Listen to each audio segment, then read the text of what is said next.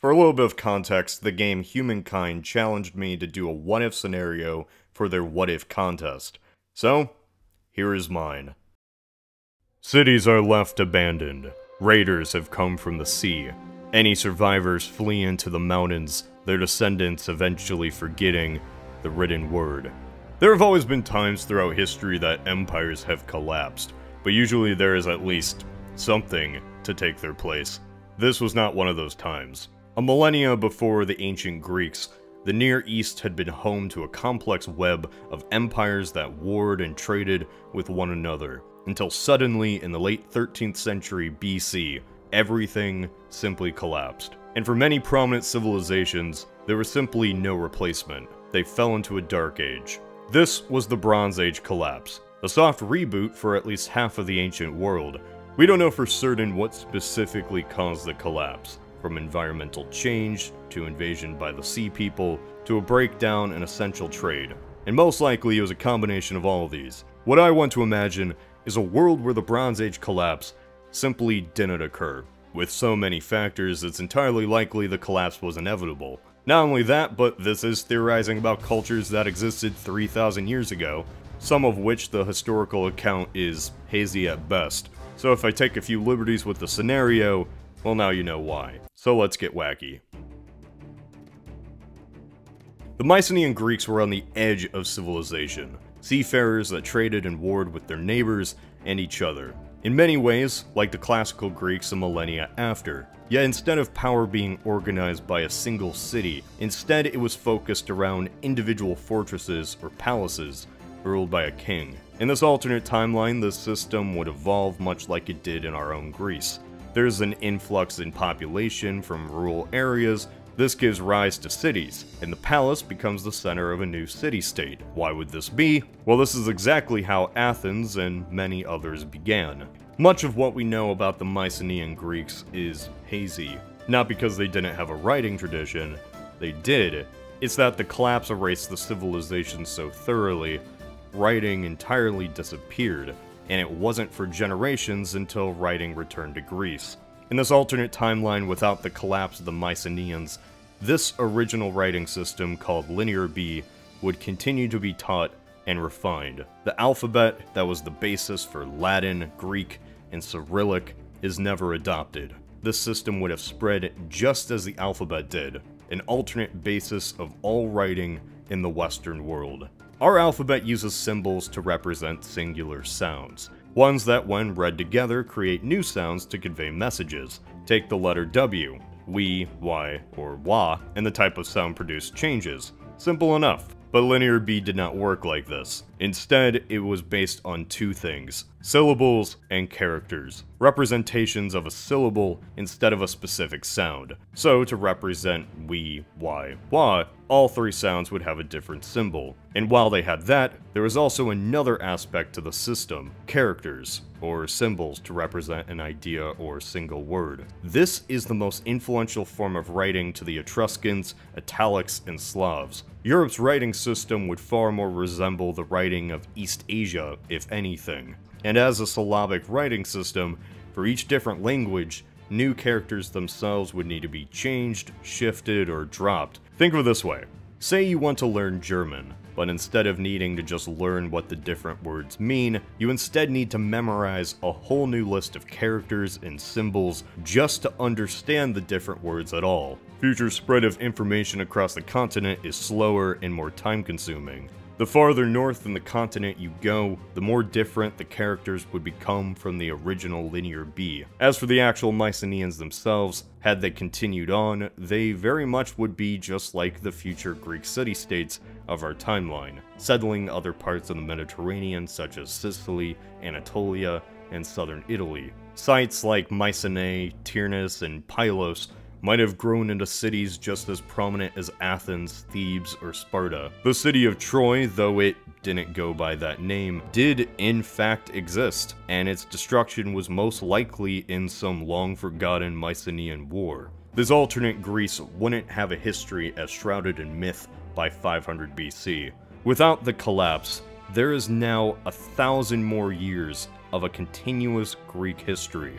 While embellishment and bias still occur, there at least is a continuous line. Historians such as Herodotus would have lived in a civilization who continuously changed and shifted over the past millennium. A better perspective on what their neighbors were to them, the origin of their cities, and a civilization that dates back far longer. After the time of the classical Greeks, it was often believed that the myth of King Minos and the half-man, half-bull Minotaur had no real historical connotation, at least until the 19th century when a discovery was made on the island of Crete. No, there wasn't evidence that the Minotaur existed, but there was uncovered a vast patchwork of palace ruins, each with elaborately decorated frescoes and intricate roads that resembled mazes. The most common symbol inside these ruins was the depiction of a bull. This lost civilization was dubbed by archaeologists as the Minoans. Unlike the Mycenaeans, who had much more evidence on their organization thanks to deciphering Linear B, Minoan language has been lost, and only archaeology provides any clues.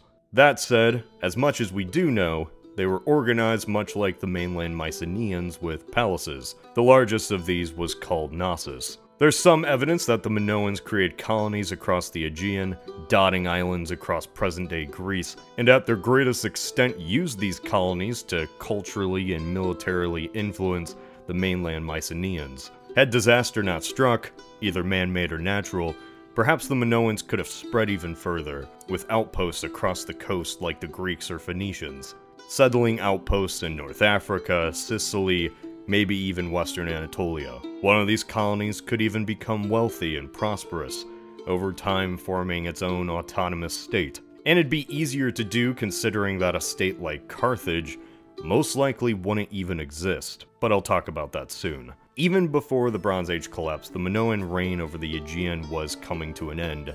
It was relegated as an afterthought before that decisive blow. But say they were given enough time to rebuild, spread out away from the Mycenaeans, create a patchwork of Minoan colonies that continue on the legacy of their homeland to compete with the Greeks. The Hittite Empire, or New Hittite Empire, ruled from central Anatolia. Who knows how long they could have lasted had the collapse not been the decisive blow. But the Hittites always had periods of decline and resurgence, and even when it seemed like they were on the brink of death, they had a way of recovering. One alternative that could come from the Hittites surviving longer is their relationship with Egypt. The two were often at war with one another, and close rivals, but it was an odd balance of power, no side overpowering the other, and it was also a unique relationship that only they had with each other, often remarking to each other as brother. In this alternate world, this unique relationship is left unchallenged. Maybe if given enough time, there could be a period of agreement. There was once an offer for a special marriage to turn a Hittite prince into an Egyptian pharaoh, which didn't work out and led to war, but there are other cases where there were marriages between the royal families. So had they been left as the dominant powers in the Near East, perhaps Egypt and the Hittites would eventually unite together by marriage, banding together to prevent empires like the Assyrians or other Mesopotamian states from taking too much control. With greater stability on their southern border, the Hittites could focus much more on rebellions in the west, especially against the Mycenaeans, encouraging the Greeks to settle even more in Italy or Sicily instead of Anatolia. Hattusa would remain free from destruction and abandonment, and even if eventually the empire would drastically reduce in size, without that quick period of immediate war and sacking, Hattusa could remain even today. Whoever eventually claims Anatolia, using the former capital as political leverage. Without this massive destruction, the culture of the Hatti remains just as prominent as the Egyptian or Greeks were in classical times. So perhaps there could have been an Anatolia that isn't Greek or Turkic or a mix of cultures, but instead distinctly Hittite, with that culture continuing on even if the empire doesn't. But while the fall of the Hittites did end an empire, it also allowed for an opening to others. So let's step back and look at the Near East as a whole. Without that fall, there never is a new rise. New players that shaped the classical world simply don't exist. So what does it mean for the future if nothing, at least for the time, changes? Old powers fall, and new powers fill in the void. Take for example when the Hittites collapsed. A collection of city-states in the Levant, known as the Phoenicians, were able to rise up without the threat of an empire. As seafarers, they expanded across the Mediterranean to create new colonies. I already mentioned how their alphabet defined the Near East, but you also know what I'm going to say next. Carthage. Had the Bronze Age collapse never occurred, yes, it's very likely Carthage never would have existed. But don't just think about it like that. The Dark Age led to the slate being swept clean, and for a whole new rise of states into what became the Classical Age. Say the Hittites and Egyptians stayed in power in the Middle East. The Neo-Assyrians don't have the opportunity to rise from the chaos and take over.